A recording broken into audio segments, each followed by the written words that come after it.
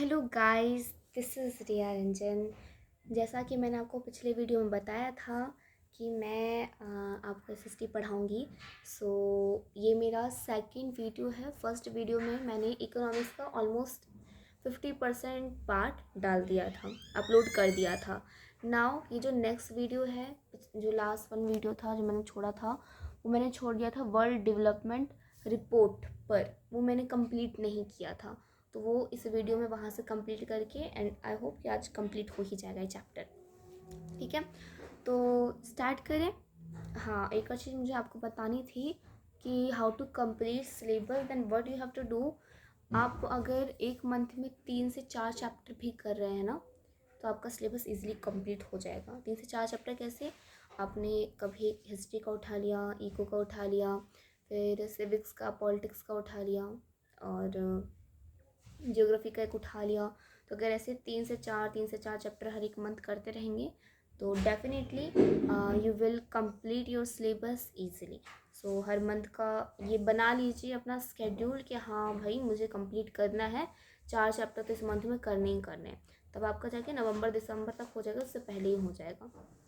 And चलिए अब start करते हैं। तो वर्ल्ड डेवलपमेंट रिपोर्ट एक रिपोर्ट थी जो कि वर्ल्ड बैंक ने पब्लिश की थी। अब उस रिपोर्ट में वर्ल्ड बैंक ने व्हाट प्रोवाइडेड, वर्ल्ड बैंक ने ये कहा कि इससे पहले मैंने पर कैपिटा इनकम पढ़ाया था। पर कैपिटा इनकम को ही वर्ल्ड बैंक ने एक बेस बना दिया कि इसी के बेसिस पर क्या होगा कि कोई भी कंट्री रिच इनकम कंट्री या लो इनकम कंट्री मानी जाएगी। ठीक है, अब क्या किया था वर्ल्ड डेवलपमेंट रिपोर्ट ने कि जिस भी कंट्री की जो इनकम है ना, वो US$ 12,056 से इतनी होगी। $12 12,056, $12 12,056 अगर इतनी है या इससे ज़्यादा है तो वो country will be considered as rich income country, या बोल लीजिए रिच कंट्री। ठीक है, कितनी? $12,056। ये आपकी बुक में लिखा है, बुक लेकर बैठिएगा, अदरवाइज आपको ये कंसेप्ट उतने अच्छे से क्लियर नहीं होने वाला है। एक मिनट। तो यहाँ पर आपने ये जो आपका टॉपिक गिवन है, how to compare different countries और स्टेट्स, इसमें जो लास्ट पैरा है ना इन वर्ल्ड डेवलपमेंट रिपोर्ट, तो वहाँ पर 3rd to 4th लाइन में लिखा है कि $12 12,056 अगर किसी भी कंट्री की पर कैपिटा इनकम है या उससे ज़्यादा है तो that country will be considered as rich income country. अब रिच की तो बात कर ली, अब लो इनकम कंट्री उस कंट्री को कंसिडर किया जाएगा जिसकी जो इनकम होगी वो $955 या उससे भी कम आती है। ठीक है, एक हो गई $12 12,056 एंड दूसरी हो गई $955। ठीक है, 955 अगर $12 12,056 तक है या उससे ज़्यादा है तो that will be considered as rich income country. And अगर $955 है या उससे कम है तो that will be considered as low income country. अगर हम अपने इंडिया की बात करें, अपने प्यारे से भारत की बात करें, तो हमारा भारत कहाँ लाई करता है? हमारा भारत ना ही रिच इनकम कंट्री है, ना ही लो इनकम कंट्री है। It is low middle income country. ना यहाँ पर आता है ना यहाँ पर आता है, एकदम बीच बीच में आता है। क्योंकि जो हमारे भारत की, जैसे इंडिया तो नहीं बोलेंगे ना, नेम चेंज हो गया, मुझे याद आया। एक्चुअली एक वो कहते हैं ना, हैबिट हो जाती है बोलने की, दैट इज़ वाई इंडिया बोलने की एक हैबिट हो गई है। बट धीरे धीरे ग्रेजुअली तुम भारत मुंह से निकलने ही लगेगा। तो लो इनकम कंट्री क्यों कहते हैं? बिकॉज जो भारत है ना, उसकी पर कैपिटा इनकम $1820 है, 1820। ठीक है, यहाँ पर आपका गिवन है $12 12,056, $12 1820, $955। तो क्योंकि 12,056 एंड 955 इसके कहीं ना कहीं बीच मिलाई कर रही हैं, that is Y our Bharat is considered as low income country because the per capita of income of our country is about $1820। ठीक है, तो ये वाला जो टॉपिक था ना कि how to compare different countries और states, it is now completed. First of all मैंने आपको बताया कि what is per capita income, जिसे हम एवरेज इनकम भी बोलते हैं। उससे पहले मैंने आपको टोटल इनकम भी बताया था। फिर इस टॉपिक को हम क्यों पढ़ रहे हैं? Because we are going to compare the countries on the basis of per capita income. We नहीं, बट वर्ल्ड वर्ल्ड बैंक ने कंपेयर किया कैसे, वर्ल्ड डेवलपमेंट रिपोर्ट को पब्लिश करा के उसने पर कैपिटा इनकम के बेसिस पर कंट्रीज़ को डिवाइड किया, कोई रिच इनकम कंट्री, कोई लो इनकम कंट्री, कोई लो मिडल इनकम कंट्री। ठीक है, this one topic is completed now next come to the next topic. Okay, income and other criteria. Income and other criteria, अब इसमें क्या है ना कि मैंने आपको इनकम एंड अदर गोल्स वाला जो टॉपिक पढ़ाया था उसमें मैंने आपको ये चीज़ बताई कि सिर्फ इनकम ही नहीं ज़रूरी होती है हमारी लाइफ में।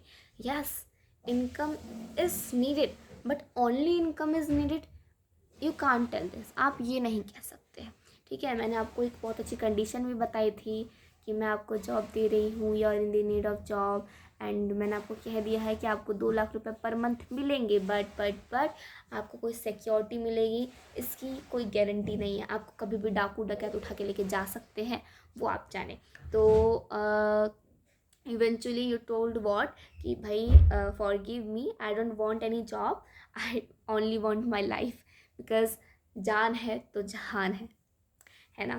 तो कहने का मतलब ये है कि इनकम सिर्फ और सिर्फ इनकम हमारी लाइफ में ज़रूरी नहीं होता है, इनकम होता है बट उसके साथ साथ और भी बहुत सारी चीज़ें होती हैं which are needed in our life. अब इनकम एंड अदर क्राइटेरिया में देखिए तो इसमें ना हमारे जो स्टेट्स हैं उनको कंपेयर किया गया है। तो पहले तो पर कैपिटा इनकम लिया गया है, Haryana Kerala as well as Bihar, ये 3 स्टेट्स दिए हैं जो हमारे भारत के हैं। इन तीनों को तो नहीं किया गया, 3 का नेम गिवन है लेकिन कंपेयर 2 को किया गया है, हरियाणा एंड केरल को किया गया है। तो पर कैपिटा इनकम के बेसिस पे अगर हम कंपेयर करें ना, ठीक है, तो पर कैपिटा इनकम के बेसिस पे कंपेयर करें तो हरियाणा केरल से आगे है। लेट ये हरियाणा एंड ये केरल, तो हरियाणा केरल से आगे है पर कैपिटा इनकम के बेसिस पे। लेकिन अगर अदर पर्सपेक्टिव से हम देखें, अदर चीज़ों को बेस बना के चले, तो ये जो केरल था ना ये ऊपर हो जाएगा एंड ये जो हरियाणा है वो नीचे हो जाएगा। फॉर एग्जाम्पल, हाँ,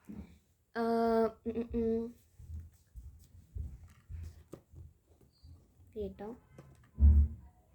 मैं ऐसे समझा देती हूँ आपको उंगलियों की मदद से।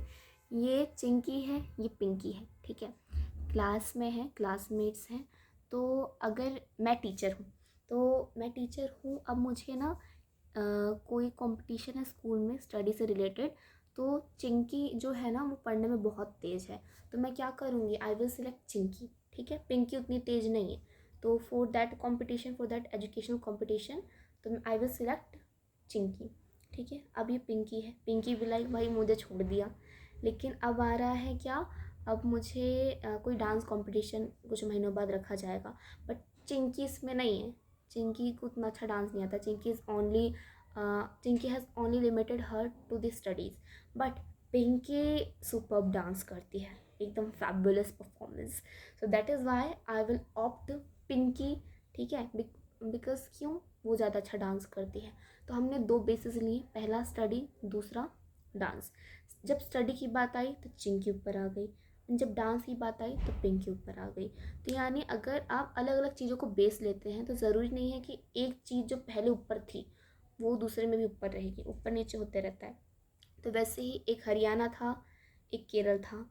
जब पर कैपिटा इनकम की बात आई, हरियाणा केरल, पर कैपिटा इनकम की बात आई तो हरियाणा ऊपर आ गया एंड जो केरल था वो नीचे आ गया। लेकिन अगर हम अदर पर्सपेक्टिव देखें तो उसमें केरल ऊपर आ गया एंड हरियाणा नीचे का नीचे रह गया। अब जो मैं आपको बताने वाली हूँ कि वो अदर चीज़ें क्या हैं जिनको हम बेस बना रहे हैं, तो फर्स्ट ऑफ ऑल तो मैं आपको उसका मीनिंग समझाऊंगी, बिकॉज चांसेस हैं कि एक मार्क्स में ये आ जाए। तो ये 3 चीज़ें हैं, IMR, literacy rate and the third one is net attendance ratio. पहले IMR समझते हैं। IMR की फुल फॉर्म क्या होती है, the very first thing, it is infant mortality rate. IMR होता क्या है, ध्यान से सुनिएगा, आगे भी ये टॉपिक आता रहता है, it is an important topic. ठीक है, IMR क्या होता है, IMR जो बच्चे, जो इन्फेंट्स अपना 1 साल कंप्लीट करने से पहले ही मर गए, ठीक है, जब हम उनको एज अ प्रपोर्शन लेते हैं 1000 लाइफ चिल्ड्रन के, ठीक है, लेट इतने बच्चे हैं जो मर गए हैं, ठीक है, अपना 1 साल कंप्लीट करने से पहले। अगर हम इतने को डिवाइड कर दे 1000 लाइव चिल्ड्रन, उन्होंने भी अपना 1 साल कंप्लीट नहीं किया है, ठीक है, वो भी उसी साल जन्मे हैं।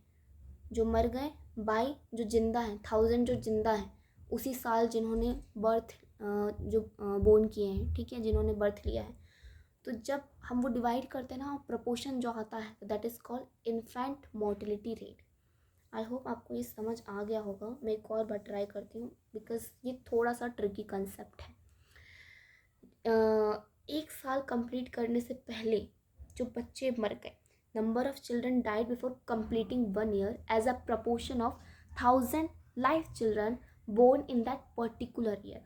उसी सेम साल में जन्मे 1000 बच्चों को एज अ प्रपोर्शन रख लेंगे हम, ठीक है, जो बच्चे मर गए, और बाई 1000 लाइफ चिल्ड्रन जो उसी साल में जन्मे हैं, ठीक है।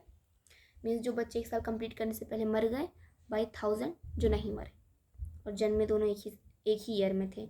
कोई 2008 में बच्चे जन्मे, ठीक है, बच्चे जन्मे, एंड उनमें से बहुत सारे बच्चे जन्मे 2008 में, तो उनमें से ना जितने भी बच्चे जन्मे तो 800 बच्चे मर गए 1 साल कंप्लीट करने से पहले। तो 800 हम ऊपर लेंगे एंड बाई डिवाइड कर देंगे। डिवाइड किससे? हजार लाइफ चिल्ड्रन से। तो 800 बाई 1000, ठीक है, and this will be the infant mortality rate, ठीक है। ये क्या होगा? इन्फेंट मोर्टेलिटी रेट होगा। आई थिंक आपको समझ आ गया होगा। अगर नहीं आया तो आप कमेंट सेक्शन में कमेंट ड्रॉप कर दीजिएगा, बिकॉज मैंने बहुत अच्छे से समझाया। आ गया होगा। आगे बढ़ते हैं। लिटरेसी रेट जानने से पहले ये जानिए कि लिटरेट कहते किसे हैं। मेरा एक क्वेश्चन है आपसे, क्या आप लिटरेट हैं? मैं बताती हूँ।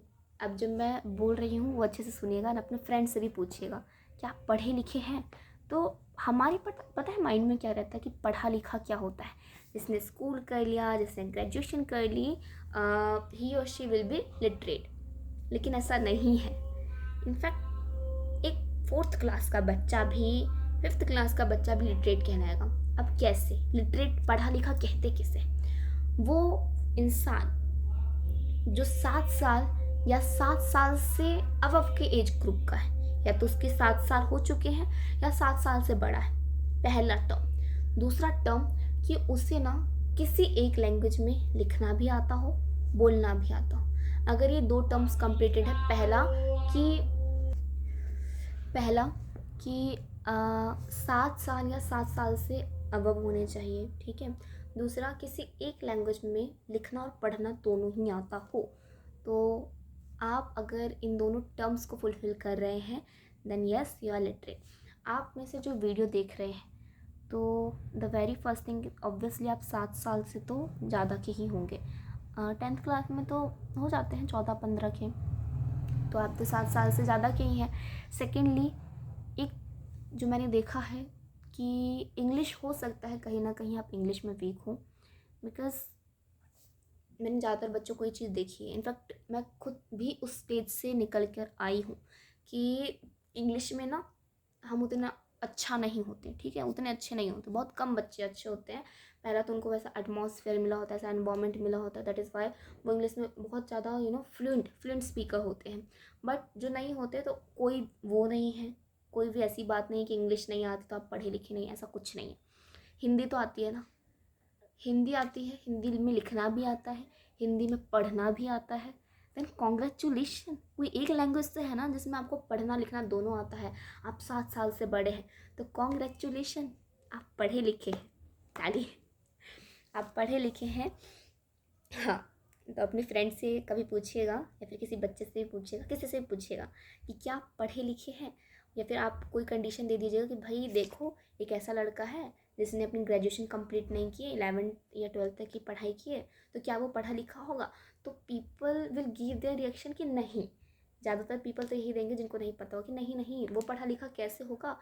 अब उसने ना ग्रेजुएशन कंप्लीट की है, अगर 12th भी कंप्लीट नहीं की है, स्कूलिंग भी कंप्लीट नहीं की, then how can he be literate? तो वो लिटरेट नहीं होगा। दैन जब आप उन्हें बताएंगे ना कि ऐसा नहीं होता है, पढ़ा लिखा इसे कहते हैं, आप डेफिनेशन पूरी दीजिएगा, तो दे विल बी लाइक अच्छा ऐसा भी होता है, हमें तो पता ही नहीं था। मैंने ऐसा कर रखा है बिकॉज तब मैं आपको बता रही हूँ। हाँ जी, तो पढ़ा लिखा मैंने आपको बता दिया लिटरेट किसे कहते हैं। अब आ जाते हैं लिटरेसी रेट पर। लिटरेसी रेट क्या होता है कि जो लिटरेट पॉपुलेशन का प्रपोर्शन होता है ना, that is called literacy rate. Question आ गया कि व्हाट इज़ लिटरेसी रेट, तो आप बस ये 4 वर्ड्स पर लिखेंगे नहीं, the proportion of literate population.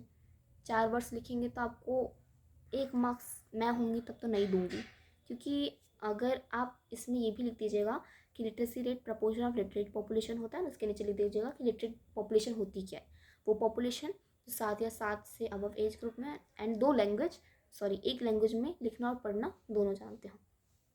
जब मैंने 2 लैंग्वेज बोली तो ये विल बी लाइक पहले ये बोलती है कि 1 लैंग्वेज आनी चाहिए, अब बोलती हैं 2 लैंग्वेज आनी चाहिए।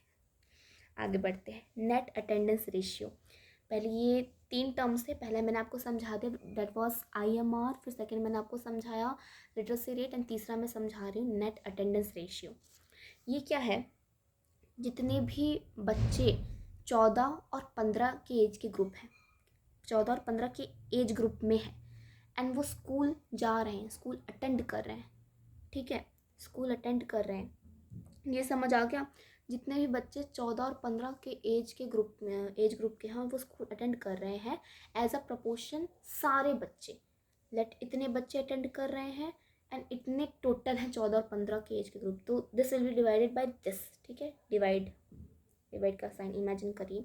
तो जितने भी बच्चे are attending the school in the age group of 14 and 15 as a proportion of all the children in the age group of 14 and 15, ठीक है। तो that is called as net attendance ratio. Means जितने attend कर रहे हैं उतने को आप डिवाइड कर देंगे सारे जितने भी बच्चे उस एज ग्रुप में, क्योंकि ज़रूरी तो नहीं ना कि 14 और 15 के एज ग्रुप के जितने भी बच्चे हैं वो सभी अटेंड कर रहे होंगे स्कूल, ऐसा तो नहीं है ना। तो जितने अटेंड कर रहे हैं that will B divided by, या फिर उनका proportion by what, by total children in the age group of 14 and 15, ठीक है। मैंने आपको 3 समझा दिया, IMR, लिटरेसी रेट, एंड तीसरा वाज नेट अटेंडेंस रेशियो। अब थोड़ा पीछे चलते हैं। पीछे जब मैं आपको हरियाणा एंड केरल की बात बता रही थी, तो जब हम पर कैपिटा इनकम पे थे तो हरियाणा वॉज अबव, हरियाणा ऊपर था, ठीक है। किससे ऊपर था, केरल के ऊपर था। लेकिन ये जो मैंने आपको 3 चीज़ें बताई ना, कौन कौन सी, फर्स्ट ऑफ ऑल मैंने आपको बताया IMR, इन्फेंट मोर्टिलिटी रेट, फिर दूसरा मैंने आपको बताया लिटरेसी रेट, तीसरा मैंने आपको बताया नेट अटेंडेंस रेशियो। अगर इन तीनों को बेस लेते हैं एंड फिर इन दोनों को कंपेयर करते हैं, तो ये क्या, तीनों में ऊपर जा रहा है केरल। जी हाँ, तीनों में ऊपर केरल ही रहेगा, ना कि हरियाणा। तो अब बताइए कि अगर मैं कहूँ कि कौन सा ज़्यादा डेवलप्ड है, ये वाला हरियाणा या ये वाला केरल, तो which one you are going to say, obviously Kerala, क्योंकि सिर्फ एक बेस पर ये ऊपर था, बाकी 3 बेसिस पे तो यही ऊपर रहा ना। दैट इज़ वाई कि सिर्फ एक चीज़ के बेस पर आप नहीं बोल सकते हैं कि हाँ this one is develop, this one is developing, under develop. For example class में ना एक ये चीज़ होती है, एक स्टीरियोटाइपिंग होती है कि जो बच्चा 6 मार्क्स ला रहा है सिर्फ वही सबसे अच्छा बच्चा है, ऐसा कुछ नहीं है। मेरा मानना तो ऐसा बिल्कुल भी नहीं है कि 5 उंगलियां बराबर नहीं होती हैं।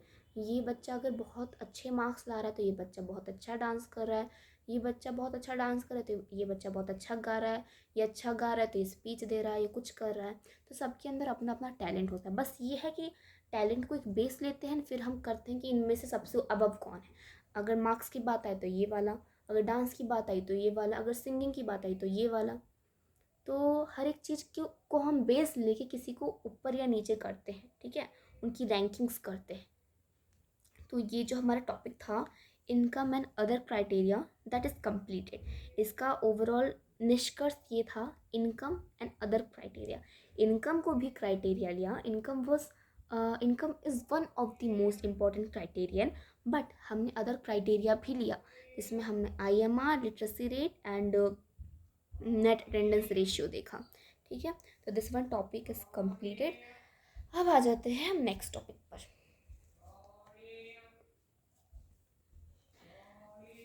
सोच रही हूँ नेक्स्ट टॉपिक आने से पहले 1-2 मिनट थोड़ी बात कर लेती हूँ, बिकॉज पढ़ाते रहना थोड़ा बोरिंग हो जाता है।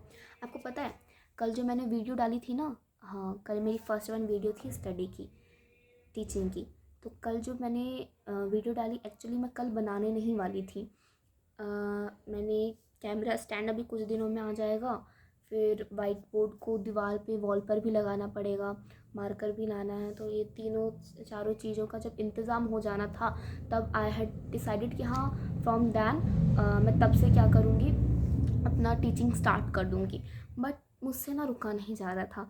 11 मार्च, आज 15 मार्च है, हाँ 11 मार्च को मेरे एग्ज़ाम्स ख़त्म हुए, तो मैंने 1-2 दिन इंतज़ार किया कि हाँ अब होगा। लेकिन मेरे अंदर वो पेशेंस नहीं था। मुझे बस ये लग रहा था कि अब तो स्टार्ट करना है टीचिंग एट एनी कॉस्ट।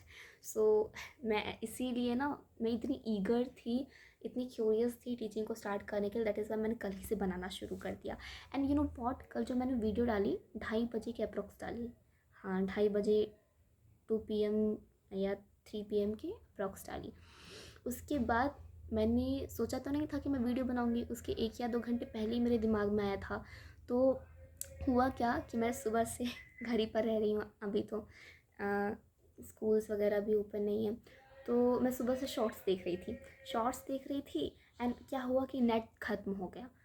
पूरा तो नहीं, लेकिन हाँ 50% के अप्रॉक्स या 40% के अप्रॉक्स ख़त्म हो गया था। अब जब मैंने वीडियो डाली तो वीडियो अपलोड होने में इतना टाइम लग रहा था कि 2:30 बजे मैंने वीडियो डाली एंड 8:30 बजे के अप्रॉक्स जाके वो वीडियो डली, ठीक है। एंड तब से लेके बस मैं यही सोच रही थी कब डलेगी ये वीडियो। तो मीन्स कितना टाइम हो गया, 5 घंटे, 4-5 घंटे तो हो ही गए। तो कल बहुत ही ज़्यादा ईगर थी मैं। देन 8, 8:30 बजे होकर वो वीडियो डली एंड जैसे ही वीडियो डली, मैंने तुरंत स्टेटस लगाया, फिर अपने फ्रेंड्स वगैरह को भेजा। मेरी एक फ्रेंड ने भी अपने स्टेटस पे वो वीडियो लगा दी। सो कल मैं बहुत खुश हुई। अब देखिए, पता नहीं रिज़ल्ट क्या आएगा, लेकिन हाँ मुझे ये पता है, कर्मण्यवाधिकारस्ते माँ फलेषु कदाचन, हमें अपने कर्म पर ध्यान देना चाहिए और फल तो ऑटोमेटिकली मिल ही जाएगा। मेरी एक टीचर भी हैं, थोड़ी एजेड है, तो उन्होंने ना मुझे एक बार लिख कर दिया था कि मतलब मुझे ब्लेसिंग्स दी थी, क्योंकि 10th ओवर होने वाली थी। तो उन्होंने मुझे ब्लेसिंग्स दी थी और मुझे यू नो व्हाट, उन्होंने मुझे लिख कर क्या दिया था कि कुछ मत करो मतलब कुछ मत करो इन द सेंस कि अपने फ्यूचर की चिंता मत करो, बस हार्ड वर्क करो, कर्म करो। और अगर अपने कर्म के प्रति निष्ठावान हो ना, ऑनेस्ट हो, तो रिज़ल्ट ऑटोमेटिकली मिलेगा। रिज़ल्ट, रिस्पेक्ट, लोगों से वो अफेक्शन, वो ऑटोमेटिकली मिलना शुरू हो जाएगा। एंड इस बात, उनकी ये बात लिखने से पहले जब मैंने पढ़ी थी, उससे पहले ना मैं बहुत टेंस रहती थी कि क्या होगा, कैसे होगा। लेकिन फिर जब मैंने उनकी बातें पढ़ी और इधर उधर से भी मैंने 3-4 ऐसी बातें सुनी, तो फिर मैंने अपने मन को बना लिया कि जो होगा अच्छा ही होगा, क्योंकि जस्ट थिंक पॉजिटिव, जो होता है अच्छे के लिए होता है। सो आपसे भी यही कहूँगी कि एक तरीके से अब 10th में आ गए, अब धीरे धीरे बड़े हो रहे हैं, अपने करियर से धीरे धीरे आप क्लोज़ होते जा रहे हैं। करियर को बनाने के लिए वो टाइम आपको बहुत क्लोज़ आ चुका है आपसे। तो एक डर अंदर सता रहा होगा, लेकिन बार बार अपने आप को यही समझाइए कि जो होगा अच्छे के लिए होगा। अगर आप जिस फील्ड में काम कर रहे हैं, जिस फील्ड में आपने सोचा है, ठीक है, कि इस फील्ड में मुझे जाना है, उस फील्ड में अगर सक्सेस नहीं मिलती है ना, तो दैट डजेंट मीन कि सक्सेस आपके लिए बनी नहीं है। अगर आप फेल हो जाते हैं, तो दैट डजेंट मीन कि आप दोबारा ट्राई नहीं करेंगे। क्योंकि फेल होने का मतलब पता है क्या है? क्योंकि फेल होने का मतलब ये नहीं है कि आपने अच्छा नहीं किया। फेल होने का मतलब ये है कि आपने जो इस बार किया ना, आप उससे और अच्छा कर सकते थे। सो जब भी फेलियर को आपको फेस करना होगा, तो बस अपने आप को स्ट्रॉन्ग बना के रखिए, बिकॉज स्ट्रॉन्ग बनाने से ही ज़िंदगी आगे बढ़ती है। कमज़ोर रहेंगे तो ना खुद ज़िंदगी को आगे बढ़ा पाएंगे, एंड लोगों का तो काम है खींचना पीछे। तो अगर कमज़ोर रहेंगे तो वो ज़िंदगी का पहिया है ना, ज़िंदगी की गाड़ी का वो पहिया, वो रुका हुआ रहेगा, वो धंसा हुआ रहेगा कहीं पर। तो इतनी ताकत अपने अंदर डेवलप करिए, धीरे धीरे, तुरंत नहीं होगी लेकिन धीरे धीरे करिए कि जो पहिया वहाँ धंसा हुआ है ना, पहिया जो वहाँ पर रुका हुआ है, वो चलना शुरू हो जाए, आपकी गाड़ी चलना शुरू हो जाए। एंड जब गाड़ी चलना शुरू हो जाएगी, तो उसके बाद फिर उसे रोकिएगा मत, उसके बाद बस मेहनत करते रहिए करते रहिए। चलिए अब टॉपिक पर आ जाते हैं।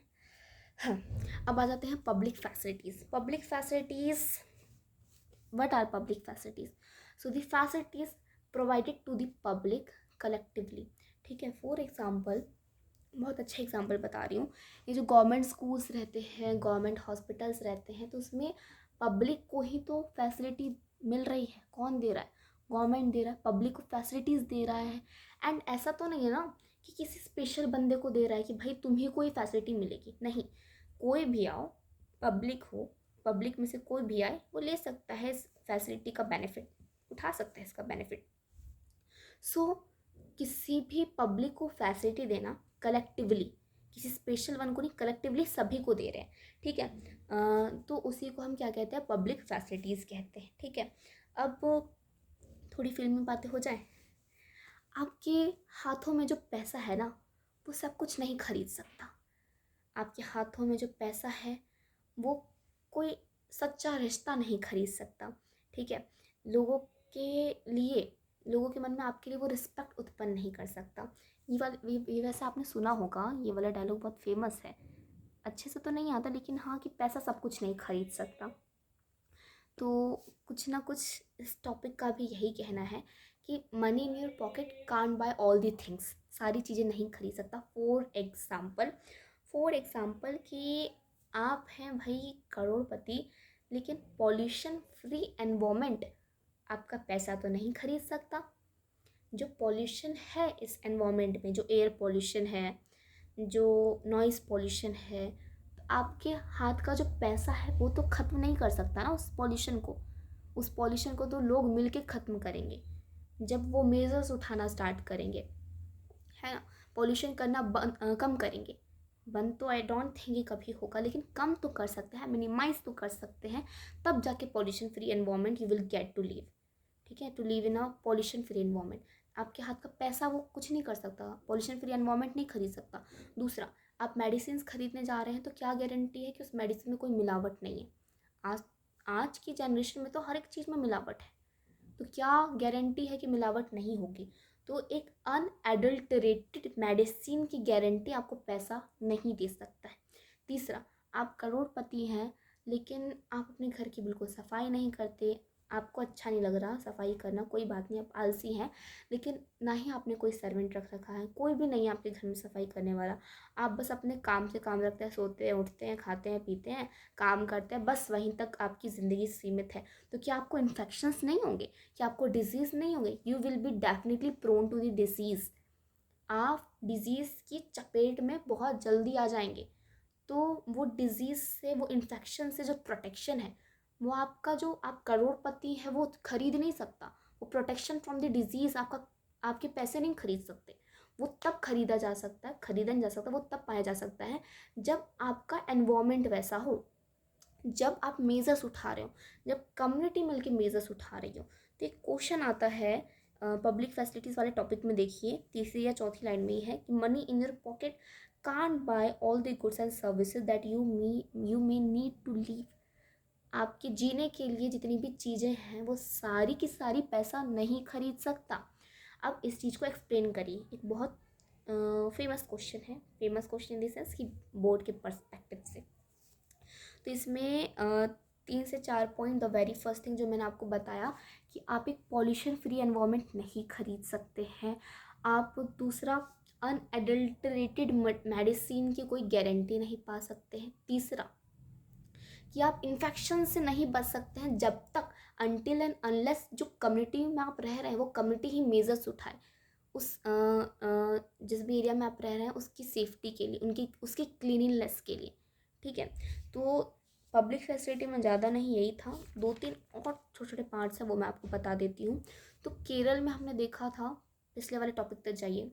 पिछले वाले टॉपिक में मैंने क्या समझाया था कि आईएमआर बहुत कम है, ठीक है, लिटरेसी रेट ज़्यादा है, नेट अटेंडेंस रेशियो ज़्यादा है। अब केरल में क्या करती है ना, केरल की गवर्नमेंट ना हेल्थ एंड एजुकेशन की पब्लिक फैसिलिटीज़ पब्लिक को देती रहती है। अब लोग जितने पढ़े लिखे होंगे उनको उतना पता होगा कि what to do and what to not, है ना। तो जितने एजुकेशन का लेवल जितना अच्छा होगा तो लोग अपने हेल्थ का, अपने फ्यूचर का, अपनी लाइफ का उतने अच्छे से ध्यान रखेंगे। तो दैट इज़ वाई, क्योंकि केरल की government health and educational facilities देती रहती है। इस कारण क्या है कि केरल आज उस लेवल पर है कि उसकी आईएमआर बहुत कम है, इन्फेंट मोर्टेलिटी रेट बहुत कम है, लिटरेसी रेट ज़्यादा है। फिर लिटरेसी रेट यानी वही एजुकेशन लेवल। फिर उसके बाद नेट अटेंडेंस रेशियो ज़्यादा है, यानी 14 और 15 के एज के जो ग्रुप के बच्चे हैं, एज ग्रुप के जो बच्चे हैं वो स्कूल अटेंड करते हैं, ज़्यादा से ज़्यादा अटेंड करते हैं। तो दैट वाज पब्लिक फैसिलिटीज़। अब ना एक छोटा सा टॉपिक रह गया है, दैट इज़ ह्यूमन डेवलपमेंट। ठीक है, ह्यूमन डेवलपमेंट और body mass index and then उसके बाद सस्टेनेबिलिटी ऑफ डेवलपमेंट। तो ये मैं नेक्स्ट वीडियो में डालूंगी बिकॉज हाफ एन आवर हो चुका है। ठीक है, bye. Be happy and overcome with your fear because do your best and then forget the rest. Bye.